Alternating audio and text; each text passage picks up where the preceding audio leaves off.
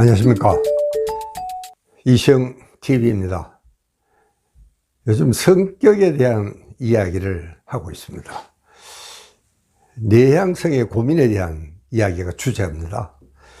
저는 이 내향성 이야기를 할 적마다 정말 나한테는 잊지 못할 참 좋은 친구 한 분이 계셨나요? 이주일 씨라고 하면 요즘 사람들 잘 모릅니다. 그러나 한때는 정말 참 그 윗도와 유머와 또 그 참 그 훌륭한 코믹한 연기로 이 모든 사람들을 즐겁게 해준 그런 분입니다. 근데 얼마 전에 이 담배를 많이 피워서 자기의 폐암으로 그렇게 정말 세상을 떤 그런 친구가 있었습니다.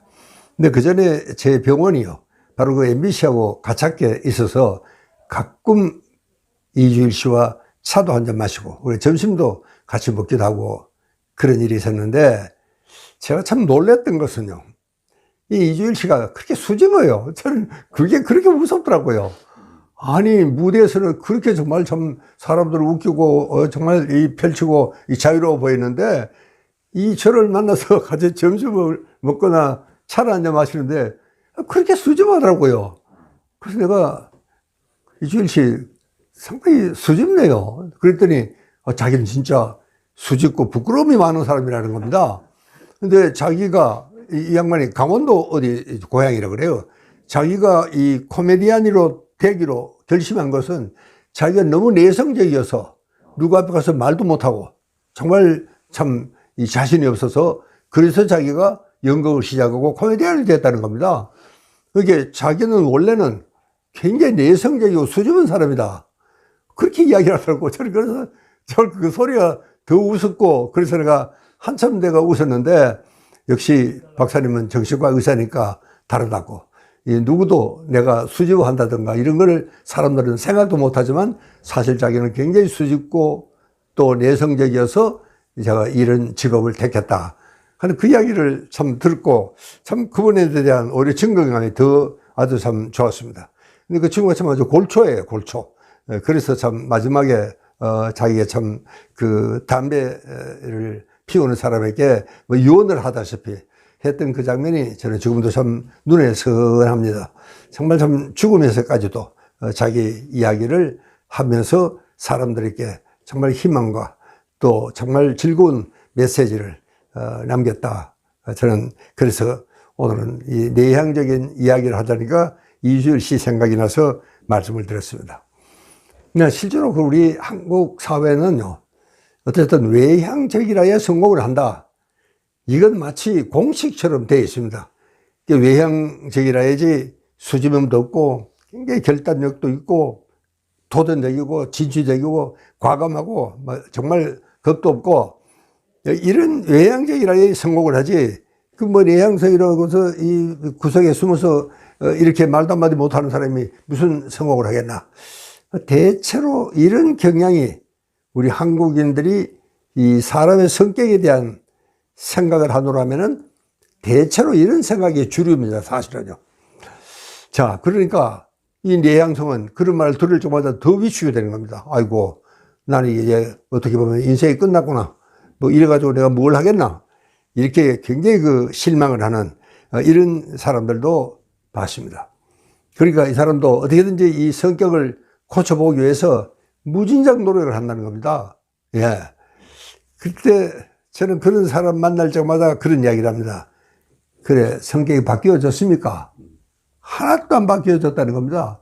그렇게 할수록 더 자기 자신이, 야, 이게 내가 원래 이게 내가 아닌데, 내가 왜 잘난 척하고 괜히 떠들었지? 그거는 내가 아닌데, 그게 자기가 외향적으로 하려는 모든 운동이 사실은 그게 원래 자기가 아니라는 겁니다. 자기는 원래 그런 말 하고 싶지도 않고 전혀 나서고 싶지도 않은데도 불구하고 외향적이라야지 성공을 한다니까 그렇게 하려고 노력을 하고 있다는 겁니다. 그래서 제가 참 아주 단도직입적으로 묻습니다. 그래서 바뀌었나요? 안 바뀝니다. 바뀔 리가 없는 겁니다. 왜? 여러분, 성격이라는 것은 그 인간의 한 유형입니다. 그 사람이 바뀌는 거예요. 아주 딴 사람이 된다는 뜻입니다. 여러분, 이게 말이 됩니까? 어떻게 우리가 딴 사람이 돼요? 나는 나대로, 태어난 대로 그렇게 살아갈 수밖에 없는 것이 우리 인간의 운명입니다. 우리에게 주어진 게 나는 내성적으로 태어났으니까 내성적으로 사는 게 가장 성공적인 인생을 편안하게 그렇게 참 자연체로 살 수 있다. 그게 바로 그래야지 즐거운 인생이 된다. 그런 이야기입니다. 여러분, 외향적인 사람들은 굉장히 결단이 빠릅니다. 순발력이 있고, 그렇기 때문에 우리 육상 선수로 말하면은 외향적인 사람은 단거리 선수입니다. 예, 막 굉장히 빠르니까. 그러나 이게 내향적인 성격을 저는 장거리 선수로 비유하고 있습니다. 장거리 선수는 빛이 나지는 않습니다. 마라톤 선수들 보면 곧 떨어질까 같기도 하고 그렇게 빠르지도 못하고 100m 선수처럼 바짝 그러고 불이 번개가 번쩍 나듯이 그런 모습을 장거리 선수 마라톤러들은 볼 수가 없습니다. 그 대신에 참 지루하지만 그러나 끈기 있게 간다. 이게 이제 마라톤 체질입니다. 그런 마라톤 체질을 가진 사람이 여러분 단거리 선수가 되겠다. 이거는 될 수가 없습니다. 당장요.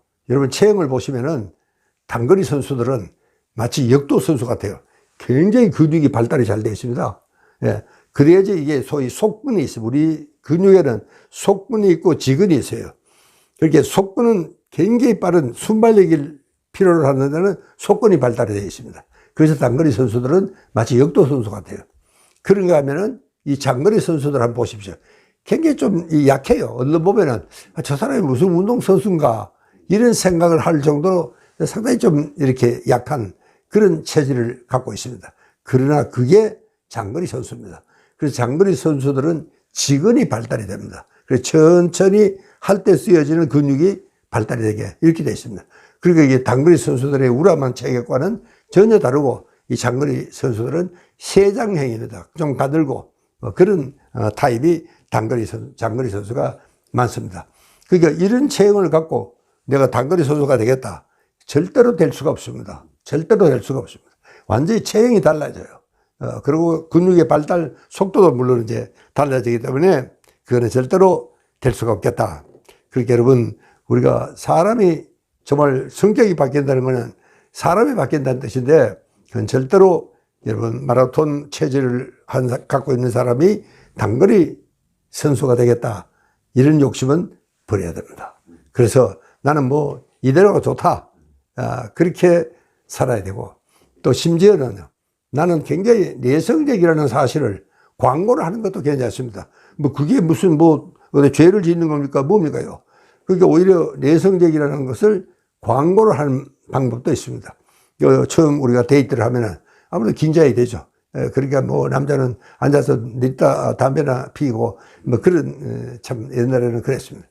자, 그러나 그런 사람한테도 괜히 내가 뭐 외향적인 척 아주 용감한 척 이렇게 하지 마시고 자기 약점이라고 생각했던 걸 그대로 그냥 광고를 하는 겁니다. 아, 저 사람 참 원래 좀 굉장히 자기 자신을 내성적이고 수줍음이 많다.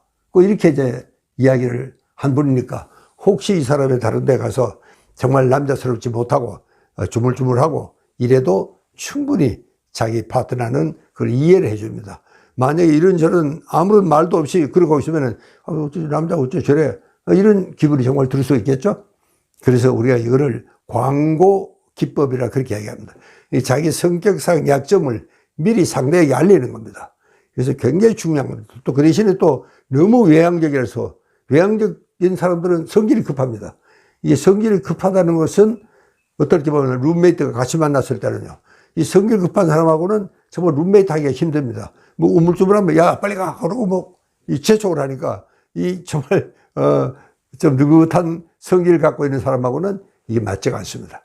그래도 그럴 때 내 성질이 급한 거는 미리 이야기를 하는 겁니다. 여보, 내가 이 좀 성질이 더러워가지고 정말 아주 급할 때가 있는데 그러더라도 이해를 하십시오. 여러분 미리 그렇게 자기 성격을 이야기를 하면은 혹시 화가 나서 책상을 집어 차더라도 아 맞아 절마 원래 좀 그렇다 그랬지 하고 이해를 하는 겁니다. 여러분 그런저런 예비 지식도 없이 갑자기 막 화를 내거나 책상을 집어 차면 저 사람 저거 왜 저래? 그 정말 큰 싸움이 벌어질 수도 있겠다는 이야기입니다. 그러니까 이게 내향성이니까 자기는 이게 무슨 뭐 약점도 아니고 그냥 인간의 한 유행입니다. 외향성인 사람이 있고 내향성인 사람이 있고 뭐 이렇게 생각을 해봐야지 되겠다. 그러면 절대로 여러분 외향적으로 돼야 되겠다 하는 그런 노력은 안 해야 되겠다는 생각입니다. 왜? 외향은 외향으로서의 장점이 있고 또 외향으로서의 스타일이 있고 또 내향은 내향성대로의 장점이 있고 내향성대로 살아가는 스타일이 따로 있습니다. 그게 우리가 섞여서는 안 되겠다. 그런 이야기입니다.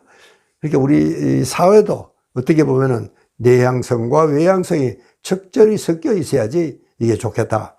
여러분 실제로 어떤 사람들은 보면은요, 정말 이게 내향인지 외향인지 구별이 안 되는 딱 중간 지점에 있는 사람들도 상당히 많습니다.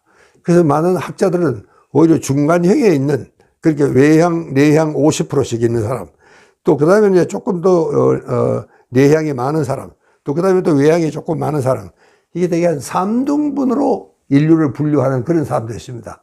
그렇게 외향이라고 뭐 100% 외향도 물론 아니고 그렇게 적절하게 이 조화를 맞춘 이런 사람도 있습니다. 저는요 원래는 좀 내향성이 좀 많다 하는 생각을 잘 했습니다. 물론 그거 뭐 검사를 하거나 그런 건 아니고 제 생각에 그랬습니다. 그러나 이제 이게 차츰차츰 나이가 들고 내 나름의 관록이 쌓이고 경험이 쌓이고 하니까 차츰 이제 외향적으로 되어 갑니다. 그래서 제가 처음에는 강연할 때는 뭐 벌벌 떨기도 하고 그랬는데 요즘은 뭐 강연하는 게 정말 좀 아주 명강사 소리도 들을 때가 있습니다. 아, 이 박사는 정말 좀 강연도 좀 쉽게, 그리고 아주 참 즐겁게 해서 좋다. 그래서 요즘 우리 유튜브 팬도 사실 상당히 많아졌습니다. 이것도 아마 제 성격이 그런 내향성에서인 깊은 사색을 정말 외향적으로 참 표현을 잘해서 뭐 이렇게 된 게 아닌가. 그래서 저는 제 성격이 참 조화를 잘 이룬 그런 좋은 안정된 성격이다. 저는 그렇게 진단하고 있습니다. 여러분도 그렇게만 될 수 있으면 또 차츰 나이가 들면 또 그렇게 되어 갑니다. 사실은요. 예. 그래서 너무 우리가 내향이라고 외향으로 될 노력을 절대로 하지 않는 것이 좋겠다. 이런 말씀을 강조드리면서 마치겠습니다. 감사합니다.